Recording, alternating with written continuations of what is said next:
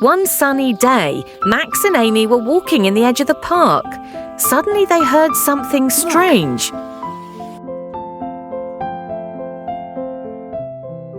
Whispered the wind. Max and Amy looked around. Was the tree talking? The tree didn't sound happy anymore. Its leaves were falling, one by one. Did you hear that? I feel lonely, the tree whispered. Max and Amy felt their hearts wiggle with worry. Few weeks later, brave Max climbed up slowly to listen.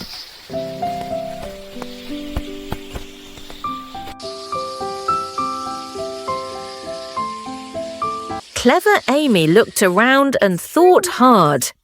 Maybe the tree needs friends, she said. It feels lonely because the animals are gone. We need to bring the animals back. Under a sky ripped by lightning, the ancient tree groans, its branches thrashing wildly in the storm. Oh no, a storm is coming very heavily. The tree shook and creaked. Max felt scared.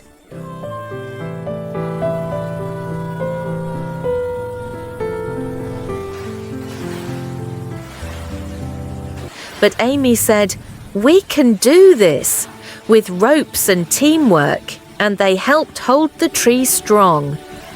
Together, Max and Amy had a great idea. They built tiny homes, planted bright flowers, and made cozy places for animals. "Come back," they called happily. The animals came back. Birds chirped, squirrels bounced, and bugs danced. The tree stood taller and smiled. "Thank you," it whispered softly. When morning came, the trees sparkled in the sunshine. They had saved something very special.